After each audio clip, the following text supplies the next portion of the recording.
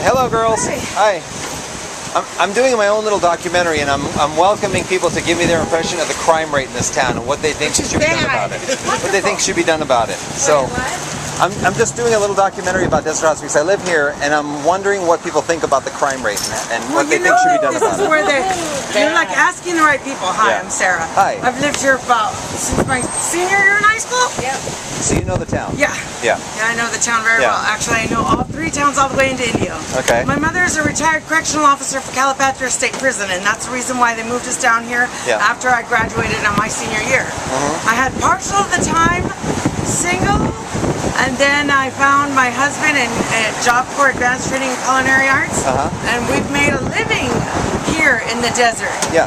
But the information that we found out along the way of living here is that this is where they drop off the prisoners when they've been released. When they've been released. Or the parolees. Yes. Yeah.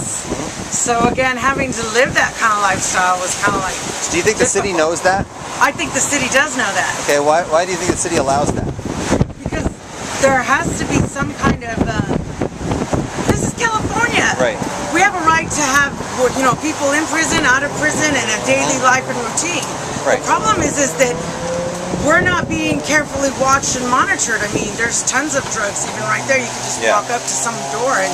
So you're saying that the police know it happens and they just drive by a lot of the time? Pretty much. They have to be very selective on who they, you know, can prosecute and who they can manage to get. When you're saying it's California, you're saying that the criminals have a lot of rights. They have a lot of. Yes. Okay. Yes, they do. Yes, they do. Do you believe that a city can do what it wants, and a state can do what it wants, a county can do what it wants to correct its problem, or does it have to abide by? That's why we have rules? city halls. Right. Exactly. And I'm a city hall person for Palm Springs. Okay. Yes, I am. I'm also a representative for IVTHC and Wellness of the Desert. Again, I was a stage 4 breast cancer survivor. Wow. Congratulations. And I got pregnant in my fourth month of doing chemo and radiation. He's now 7 years old. Wow. Because of cannabis. Because of cannabis is the reason why we are both alive today. Okay, so but the bigger situation here in this part of California is the meth. A lot of people are dealing watch it for the bus. Make sure you make the bus. Go ahead. Dealing with that as well as, you know, having to deal with the hardship that's here in this. Yes, it is. It is. You know it. You know it's circulating around. You've seen it, or you know people who. I'm also a big representative of AA. Okay. Okay. So there's no shortage of people. No. There's a lot of recovery centers here. There's a lot of help. A lot of us are out here just, you know, going to our meetings and remembering that this is a dangerous town.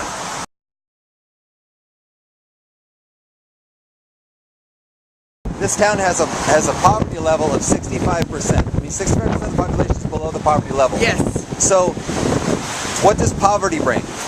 Poverty brings crime. Yes. What do drugs bring? Drugs bring crime. Yes. So if you could get to the root of the problem, which is either the poverty level or getting to the drug level, theoretically the crime may start to go down, right? Yeah, but there has to be a lot of participation in the people. And when you're a poverty-ridden person for most of your life, you don't want to go out and speak and say anything at City Hall. You don't want to say anything at all. Why not? That's why, because again, you're fighting not just the police, but your neighbors. But is there no common ground you can find between them where they have kids who want to go to activities? The common ground that I have found is participation. But people are going to be lazy. Participate in City Hall. I participate in AA. But you're of the single-digit group of people in the population that are going to do that. One person out of 5 million does count because I go, hey girl, what are you doing today? Want to go to a meeting? Sure. And we go. You spread positivity, and that is inspiring. Single day. I get that. I totally get that. But it takes a lot of us. But the positivity doesn't stop the crime. Yes, it does. It does help the crime. Well, the crime rate's not going down because you're a nice person, is what I'm saying. I think it is. Well, you see it things through. I see a lot more young people go to Sovereign and the Hacienda Valdez and get help. But I'm talking about statistics. I'm talking about the numbers of murders, the numbers of robberies, the numbers of burglaries, the numbers of car I live on 6th Street. Yeah. I hear an ambulance almost every night. Yeah. Every night someone's getting shot or someone's going home in an ambulance.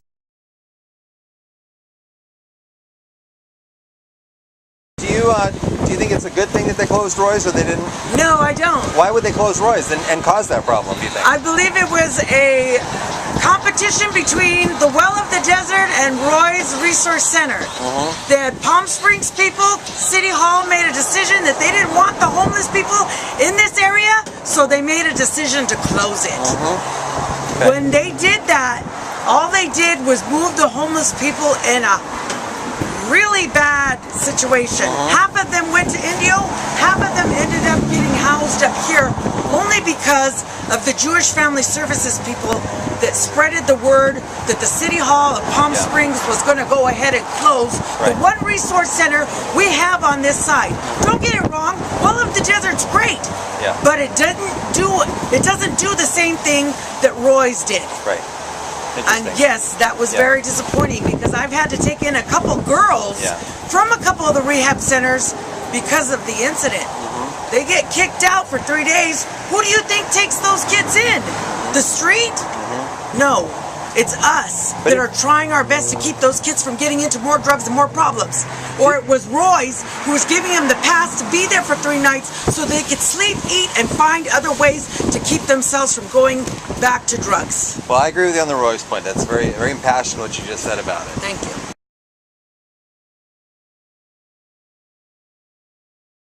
Yeah, it's supposed to. It's supposed to.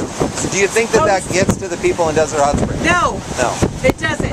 I think it goes to Don't you think these palm trees help the homeless right here that they just put in? I think it goes to thinking it was trying to be helpful by bringing in more police, but then they don't really do anything but stalk around in groups.